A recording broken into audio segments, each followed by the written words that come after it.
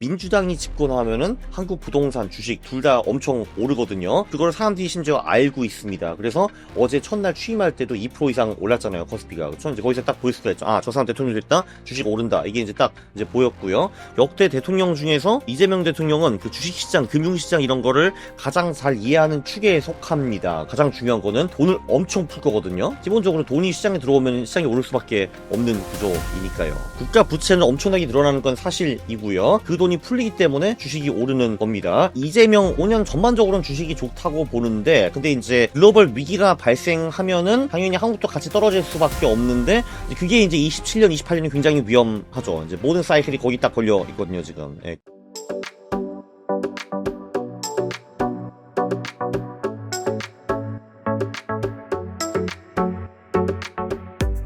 오늘은 강원국 작가님을 모시고 비트코인과 주식시장에 관한 말씀 들어보도록 하겠습니다. 작가님 안녕하세요. 안녕하십니까. 작가님, 이재명 대통령의 공식 임기가 시작되었습니다. 2025년 한국 주식시장 어떻게 보시는지요? 대단히 좋게 보고 있습니다. 일단 모든 게 맞는 것 같아요. 일단 그 민주당이 집권하면은 한국 부동산 주식 둘 다 엄청 오르거든요. 그리고 그걸 사람들이 심지어 알고 있습니다. 그래서 어제 첫날 취임할 때도 2% 이상 올랐잖아요. 코스피가. 그렇죠? 네. 거기서 딱 보일 수가 있죠. 아, 저 사람 대통령 됐다. 주식 오른다. 이게 이제 딱 이제 보였고요. 그리고 이제 올해가 홀수 해이기도 하고요. 홀수는 어차피 한국 주식 오르는 거니까 이제 그런 것도 하나 있고, 이제 상법 개정 이런 거 하는 것도 굉장히 큰 도움이 될 것 같습니다. 그래서 이 모든 것이 주식시장을 받치고 있고요. 그리고 그 역대 대통령 중에서 이재명 대통령은 그 주식시장, 금융시장 이런 거를 가장 잘 이해하는 축에 속합니다. 예를 들면은 21년 말에 3프로에서 인터뷰 했잖아요. 이제 본인이 주도를 하셔가지고 거기 이제 모든 대통령 후보들이 나와가지고 경제 정책을 발표한 적이 한번 있었잖아요. 이제 거기서 딱 보이긴 보였어요. 아, 그러니까 이분은 뭐 엄청 잘하는까지는 모르겠는데 확실히 경제와 금융시장이 뭔지는 알고 있다. 사실 그걸 아예 모르는 대통령들도 굉장히 많으셨거든요, 사실. 근데 그거는 일단 그래도 긍정적인 사인입니다. 가장 중요한 거는 돈을 엄청 풀 거거든요. 이제 올해 이제 벌써 30조 추경 기기가 나오는데, 이제 대규모 추경은 그 한국 역사상 이제 2번 있었어요. 2008년 금융위기 후에 한 번 있었고, 그때 추경 들어가니까 코스피가 한 50% 올랐고요. 그리고 이제 코로나 때 이제 문재인 대통령이 150조 정도 이제 갖다 부었죠. 그 후에도 처음 시작한 후에 한 70% 정도 이제 올랐습니다. 기본적으로 돈이 시장에 들어오면 시장이 오를 수밖에 없는 구조이니까요. 네. 그러면 코스피가 실제로 최근 2개월 동안 500포인트 상승을 했거든요, 작가님. 네. 국내 주식도 말씀하신 것처럼 대통령 취임 후에 들썩들썩하고 있는데, 네. 민주당 대통령 하에서 한국 주식이 역대급으로 좋았다. 일단 이게 사실입니까? 아, 네. 그러니까 이제 일단 한국은 군부 독재가 있었고요. 어떻게 보면 이제 김영삼 대통령 그때부터 어떻게 보면 자유민주주의라고 우리가 사실 볼 수가 있는 거잖아요. 네. 이제 그게 한 33년 정도 되었습니다. 이제 32년 정도 됐네요. 1993년부터 시작을 했으니까. 그래서 지금까지 보면은 이제 정확히 이제 16년 정도는 이제 민주당 계열이 지배를 했고요. 이제 집권을 했고요, 대통령이. 그리고 나머지 16년은 뭐 무슨 계열이라고 해야 되냐? 이게 뭐 국힘 계열, 보수 계열, 뭐 이쪽이 집권을 했어요. 그래서 딱 정확히 반반인데, 그 민주당 절반일 때만 주식이 올랐습니다. 네, 그러니까 그 나머지 16년은 물론 이제 뭐 예를 들면 이명박, 박근혜 뭐 이런 분들 삼켜보면은 이제 주식이 오를 때도 있고 안 오를 때도 있었는데, 그 16년의 집합을 보면은 하나도 안 올랐어요. 그리고 그건 코스피가 오른 그러니까 구간을 보면은 전부 다 이쪽 구간에 올렸습니다. 예를 들면은 노무현 대통령 같은 사람도 이제 5년 내내 욕을 먹긴 했는데 5년 내내 주식이 올랐어요. 문재인 대통령 때도 2018년 그때만 빼고는 주식시장이 괜찮았거든요. 예를 들면은 이제 그분도 욕을 많이 먹으셨긴 했지만, 예. 그리고 이제 김대중 대통령 같은 경우도 처음 취임할 때 물론 너무 기저효과가 있긴 있었어요. 이제 그 IMF 끝자락에 들어오셨기 때문에. 그래서 그런긴 해도 어쨌든 돈을 벌었습니다, 거기도. 네. 작가님 궁금해요. 왜 보수 정권일 때는 주식이 이렇게 재미가 있진 않았는데 민주당 정부에서는 주식이 많이 올랐던 어떤 특별한 이유가 있을까요? 아, 그건 굉장히 간단합니다. 돈을 많이 풀거든요. 그래서 이제 그 민주당 때, 그리고 이제 보수 집권할 때, 국가 부채의 변화율을 보면은 민주당 집권할 때 훨씬 더 많이 늘어납니다. 한마디로 그 국가가 돈을 빌려가지고 어딘가 쓴다는 거죠. 그 돈을. 그러니까 돈을 푼다는 얘기가 됩니다. 이제 통화정책 같은 경우는 그 민주당이든 보수 쪽이든 이제 큰 차이가 없어요, 사실. 한국은행은 한국 정부와 이제 개별된 기관이기 때문에 국가 부채는 엄청나게 늘어나는 건 사실이고요. 네, 그 돈이 풀리기 때문에 주식이 오르는 겁니다. 우파 쪽은 아무래도 재무 건전성을 좀 더 많이 신경을 쓰기 때문에 국가 부채가 증가하긴 하는데 좀 덜 증가하는 편입니다. 그러니까 시장에 풀리는 돈이 좀 적다는 거죠. 다 일장일단이 있겠죠. 일단 돈을 풀어가지고 시장이 오르면은 그때는 굉장히 좋은데, 나중에 그걸 누군가 갚아야 되기 때문에 이제 나중에 그걸 갚아야 되는 사람한테는 좀 불리하겠죠. 그러나 아무튼 돈이 풀릴 때는 시장은 오릅니다. 그러면은 이제 이재명 대통령의 어떤 그 공약집 같은 걸 보면 좀 유출할 수 있을 건 텐데 네. 말씀하신 것처럼 재정 정책 좀 어떤 방향으로 잡혀 있나요? 그냥 그 이재명 그 대통령도 그렇고 그리고 저기 민주당이라는 당 자체가 적극적인 재정 정책을 펼치는 당입니다. 이제 그게 기본적으로 이제 모든 좌파 정부들이 그렇게 하고 있거든요. 전 세계에서. 그래서 민주당도 당연히 예외는 아니고요. 그리고 뭐 실제로 이제 본인도 뭐 옛날에 뭐 경기도 지사 하실 때도 뭐 지역 화폐 이런 것도 많이 푸시고 뭐 기본 뭐 땡땡이들 있잖아요. 그게 뭐 네. 기본 소득이 되고 뭐 기본 교육이 되든 뭐 기본 주택이 되든 그런 거 그거 다 결국은 이제 국가에서 돈을 풀어서 이제 한다라는 거잖아요. 결국은. 그래서 이제 적극적인 재정 정책을 쓰면서 그런 정책을 많이 펼칠 것 같습니다. 네. 사람이 갑자기 변하진 않잖아요, 이게. 예. 그렇죠. 그러면은 작가님은 11사 천국 50지옥이라고 해서 5월에서 10월은 한국 주식 투자 비중을 좀 줄이는 포트폴리오로 유명하신데 네네. 지금은 어떻게 하고 계십니까? 그거 지금도 그렇게 하고 있는데 이제 그 이유는 이제 한국 주식도 대단히 좋긴 하지만 사실 나머지 것도 다 좋거든요. 그렇기 때문에 뭐 딱히 굳이 한국 주식만 늘릴 필요는 없다라고 보고 있는데 근데 이제 특히 개별주를 잘 하시는 분들 같은 경우는 그 한국 주식 내에서도 또 엄청난 기회가 또 있을 거거든요. 근데 그쪽은 제가 잘 몰라요. 네. 근데 이제 그거를 하실 수 있으면은 한국 주식을 적극적으로 해가지고 돈을 많이 버시는 걸 추천해 드립니다. 왜냐면 이게 기본적으로 장이 이렇게 올라가면은 그냥 대충 뭘 찍어도 다 버는데 그 중에서 좀 더 잘 찍으면 더 벌 수 있는 거잖아요. 저는 잘 모르지만 요즘은 뭐 화장품이 되었든 방산이 되었든 뭐 그런 거 있잖아요. 네, 그럼 더 벌 수 있는 거죠. 네, 그래서 한국 주식은 지금은 적극적으로 추천할 투자 수단은 맞긴 맞습니다. 근데 딴 것도 다 좋아요. 그래서 네. 아, 뭐 미국 주식, 예. 비트코인, 금 다 좋단 네, 말이죠. 그렇죠, 그렇죠. 네, 그래서 뭐 굳이 그러니까 저는 자산 배분을 하는 차원에서 뭐 한국 주식 비중을 미친 듯이 올리거나 그럴 필요는 없다는 겁니다. 네. 하지만 비중을 가지고 계시다. 네, 그죠, 그죠. 네, 있죠. 네, 좋으니까. 네, 좋죠. 네, 엄청 좋죠. 네, 네. 작가님, 그러면 이제 뭐 유동성 얘기 많이 했는데 예. 상법 개정이 또 이재명 대통령의 핵심 공약이잖아요. 네, 그렇죠. 네네. 한국 주식 코스피 4천, 5천 정말 갈 수 있는 겁니까? 이거 개정되면? 일단 지금 그 뭐 500포인트 올랐다고 말씀을 해주셨지만 그래도 제가 알기로는 PBR가 지금 0.9인가 뭐 그런 걸로 저는 알고 있는데 네. 0.9는 사실 그 전 세계 그 이제 수준으로 봐서는 굉장히 낮은 편은 맞기는 맞거든요. 왜냐면 사실 순자산보다도 주가가 지금 밑에 있다는 거니까 사실 뭐 미국 같은 경우가도 PBR가 5, 6 정도 되잖아요. 사실 기업들이 물론 이제 거기까지 가기는 좀 어렵겠지만 이제 지금까지는 한국 주식이 PBR가 0.8이 하단이었고 1.3 정도가 상단이었다고 보시면 돼요. 0.8이면 오르기 시작해가지고 1.4이면 1.4 부딪히면은 다시 거기서 깨목하고 내려오는 게 이제 보통이었거든요. 그게 아무래도 이제 그 한국 기업들이 후져서 이제 그렇습니다. 이제 커퍼레이트 거버넌스가 굉장히 후져서 이제 그런 건데 저는 이제 민주당이 하는 정책과 다 동의하진 않는데 이 상법 개정 이거는 꼭 해야 된다고 저는 생각을 합니다. 제가 보기에는 이제 한국에 이제 두 개의 큰 문제가 있어요. 일단 좀 첫 번째는 상속세가 굉장히 높다는 문제가 있습니다. 이제 그것 때문에 두 번째 문제가 생기는데 두 번째 문제는 뭐냐 하면은 그 상속세 때문에 그 파운더 패밀리 그러니까 그 기업을 만드는 가족의 지분이 점점 줄어들 수밖에 없잖아요. 근데 그럼에도 불구하고 본인들이 그 회사를 지배하는 그 구조를 유지하기 위해서 별 어거지를 다 쓴다라는 게 두 번째 문제입니다. 1번과 2번이 붙여 있긴 해가지고 사실 1번 문제를 해결해 주는 것도 굉장히 좋다고 보긴 하는데 아무튼 뭐 상속세 문제를 이 민주당에서 해결해 줄 것 같지는 않거든요. 제가 보기에는. 근데 아무튼 2번도 잘못된 것은 맞습니다. 이유가 어떻게 되었든 내 지분이 작은데 뭘 내가 이 회사를 지배하냐 이런 거죠. 할 수 없는 거거든요. 그게 불만이면은 상장 기업으로 가면 안 됐었는 거였죠. 그러니까 미상장으로 본인 가족에서 다 했었어야지 다시 그거를. 네. 근데 아무튼 지금 이제 지분이 진짜 뭐 2% 3%밖에 없는 놈들이 사실 진짜 놈들이거든요. 그건데. 근데 이 회사가 정부를 자기 것처럼 이제 운영을 하고 있는 거거든요. 그것 때문에 온갖 꼼수를 다 쓰는 겁니다. 근데 그거를 하는데 소액주주들의 권리를 그냥 침해해도 될 수 있는 것이 지금 한국 법이거든요. 그건 무조건 바꿔야 됩니다. 이제 그거는 맞는 거고요.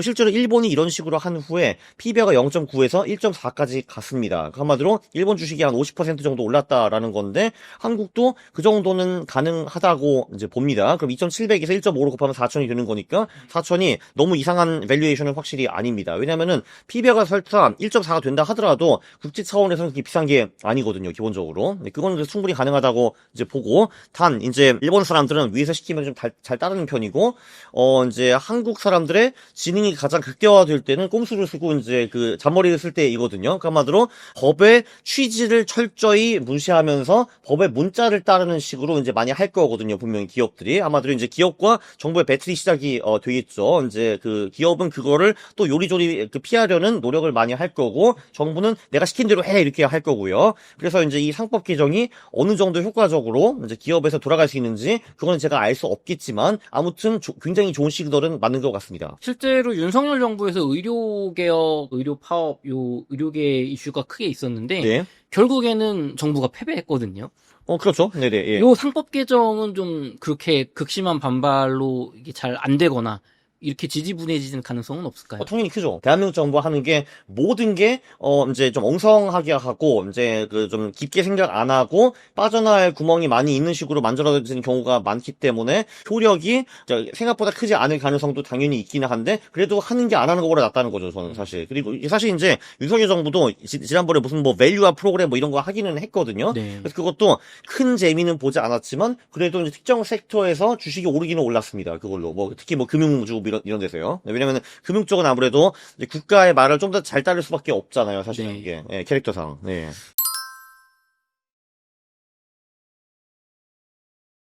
그러면 이제 국내적인 요인, 뭐 돈풀기 아니면 상법 개정 이것도 물론 중요할 텐데 전 세계적으로 지금 관세 이슈가 계속 해결이 안 되고 있잖아요. 그럼 국제 여건이 좋아지지 않는다면 이것도 뭐 효력이 없을 것 같은데 국제적인 좀 상황 어떻게 보십니까? 근데 재밌는 거는요. 2025년에 미국 주식 빼고 딴 나라 주식은 다 오른 거 아세요? 유럽도 20% 이상 올랐고요. 이제 한국도 굉장히 좋고 중국도 좋고 이제 그 이머징 마켓도 좋고 다 좋아요. 미국만 빼고. 사실 지금 이제 미국이 그 관세 그거를 해가지고 본인 살만 깎아먹는 것 같습니다.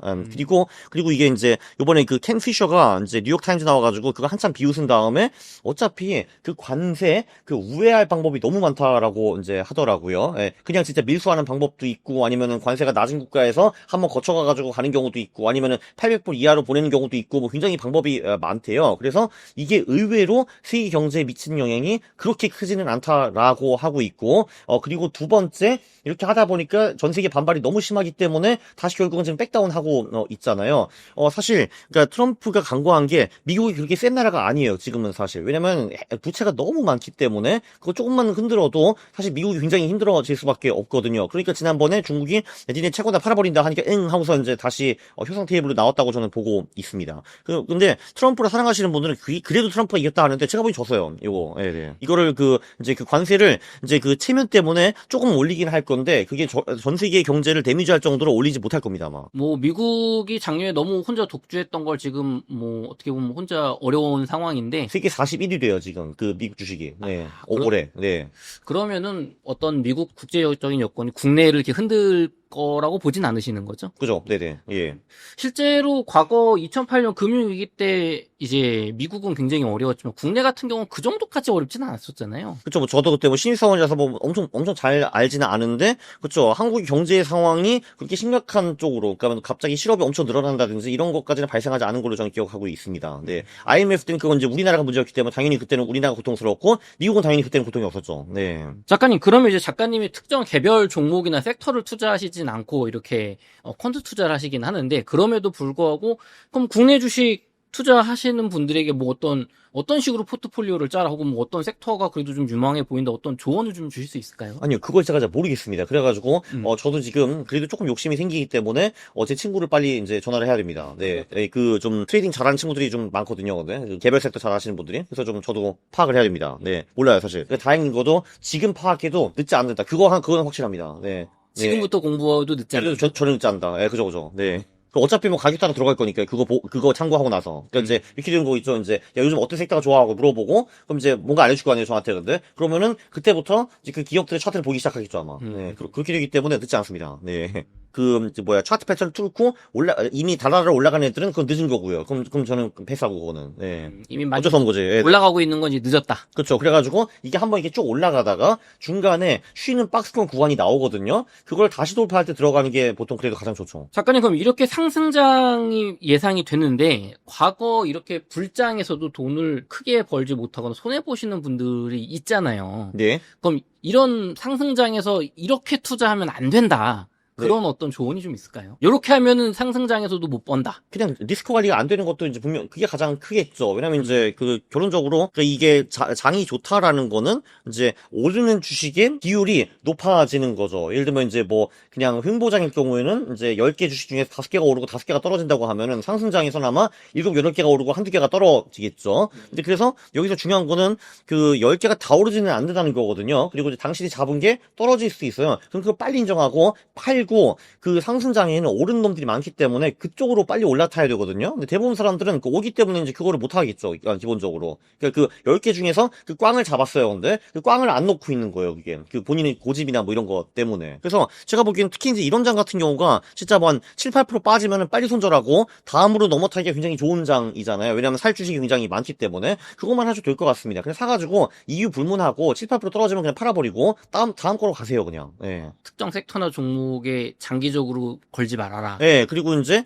그 한 번 투자할 때 제가 보기에는 이제 한 주식 비중을 25% 미만으로 하세요. 이제 그것도 굉장히 중요한 것 같아요. 왜냐면 이제 한 주식은 무슨 어떤 일이 이렇게 펼쳐질지 절대로 알 수가 없기 때문에. 예, 그래서 비중은 무조건 25% 미만으로. 그래서 한 번 들어갈 때는 한 10% 정도로 이제 들어간 다음에 이제 그 올라간다. 그러면 추가 매수를 할 수가 있는데 추가 매수하고 오르는 거 다 포함해 가지고 이제 당신 주식 자산은 25% 미만으로 가져가는 게 좋은 것 같습니다. 25% 넘어가면은 그때부터는 그 나머지 비중을 좀 팔아버리고요. 예. 실제로 2차 전지가 좀 많이 떨어졌잖아요. 네. 그거 왜 갖고 있어요, 사람들 아직? 2차 전지를 작년 뭐 하반기쯤에 네. 그때쯤에 좀 어느 정도 비중 조절해서 파시고 네. 손절을 좀 하신 거죠. 파시고 그러니까 이제 2차 전지는 이제 우리 그 박순혁 그 선생님이 가장 핫했던 건 23년이었던가요? 맞죠? 네, 뭐 네네. 22년, 23년 이때 23년이겠죠. 네. 네네네. 예. 그때 약간 손절하시고 뭐 두산 같은 어떤 원전주나 아니면 네. 뭐 K방산주 이런 엄청 멋있죠, 당연히 그런 분들은. 네. 조선주 가신 분들은 상당히 많이 그래도 회복했거든요. 네.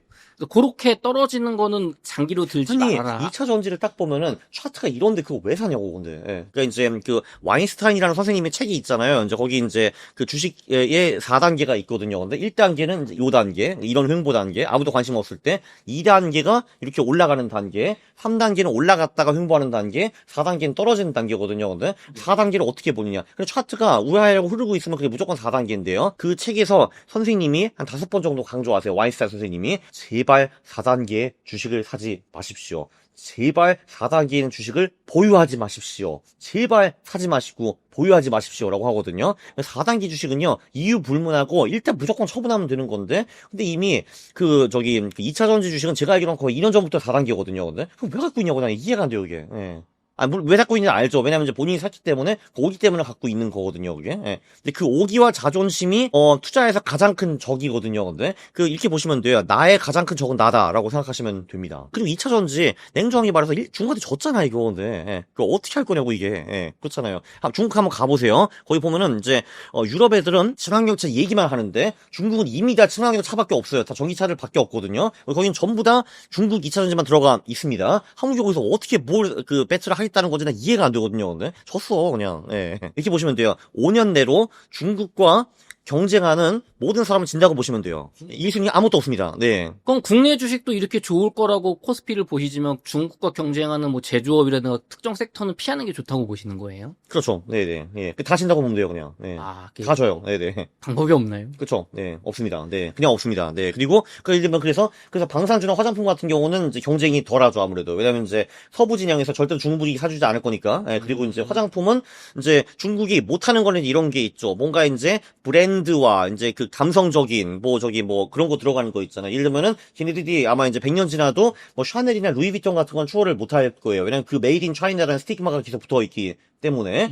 그리고 이게 되게 신기한 게 프랑스 같은 경우는 그냥 마을 이름만 갖다 내도 되게 우아해 보이거든요. 샴페인, 부르고뉴 이렇게 하는 건데, 근데 이제 중국은 충칭, 칭따오, 이렇게 되잖아요, 이게 근데. 예. 예, 그렇기 때문에 그런 거는 경쟁을 못 하는데, 근데 기술력으로 제조업으로 승부할 수 있는 거 다 줘요, 무조건. 예, 그냥. 네, 한국에 이기승이 아무것도 없습니다. 네. 그건 안 돼요. 그쪽은. 네.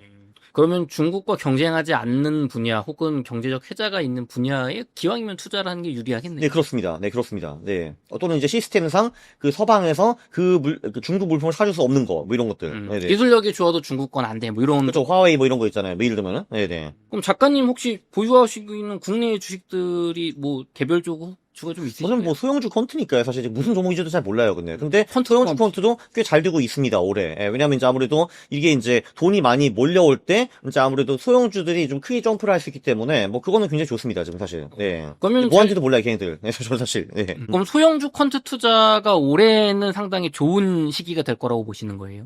네, 사실 매해가 좋다고 보긴 하지만, 올해도 당연히 좋습니다. 네, 그렇죠. 그럼 조금 장기 전망으로 마지막 질문 드려보고 예. 이제 25년 주식 좋을 거라고 하셨잖아요. 예. 26년, 27년, 28년 어떻게 보십니까?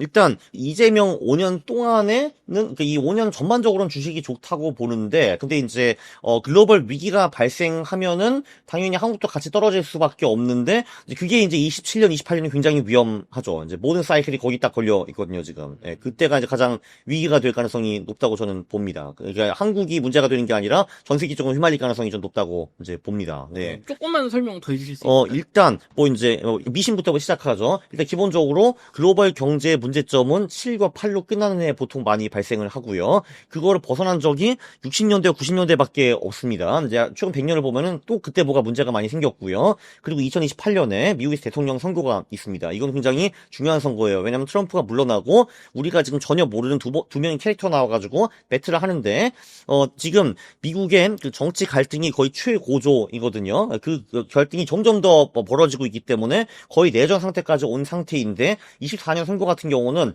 트럼프가 이제 클리어하게 이겼기 때문에 넘어갔습니다, 이거. 28년은 정말 진짜 한두 표 차이로 이제 뭐가 결정이 되게 되면은 이쪽에서 불복을 해가지고 으르렁 될 가능성이 굉장히 높거든요, 근데. 그래서 28년 굉장히 위험한 해입니다. 미국 그 선거 그것 때문에. 그리고 이제 그 선거에 나온 대통령 후보들이 이제 뭔가 굉장히 공격적인, 과격적인 정책들을 선보일 가능성이 높은데 그것 때문에 또 추가로 갈등이 생길 수가 있어요. 국내적으로, 국외적으로. 예를 들면 중국 치자 뭐 이슈 나왔는데 중국 쳐봐 임마 이렇게 돼가지고 이제 문제가 생길 수가 이제 있는 거고요. 28년 이게 상당히 정치적으로도 위험한 해고 원래 사이클상 7, 8의 해가 좀 위험하고요. 그리고 바로 이틀 전에 레이달리오 책 나온 거 혹시 아시나요? 그 한빛비즈에서 이게 한국, 미국과 동시에 나왔어요. 책이 6월 3일날. 저 이미 다 읽어봤거든요. 근데 이틀 하루만 다 읽었습니다. 어쨌든 근데 이제 거기서 지금 그분이 하신 얘기도 그러니까 지금이 1945년에 생긴 이제 월드 오더 이게 세계 질서가 1945년에 생겨가지고 그게 이제 막바지도 치닫고 있습니다. 왜냐하면 지금 부채가 너무 많이 쌓여 있거든요. 지금.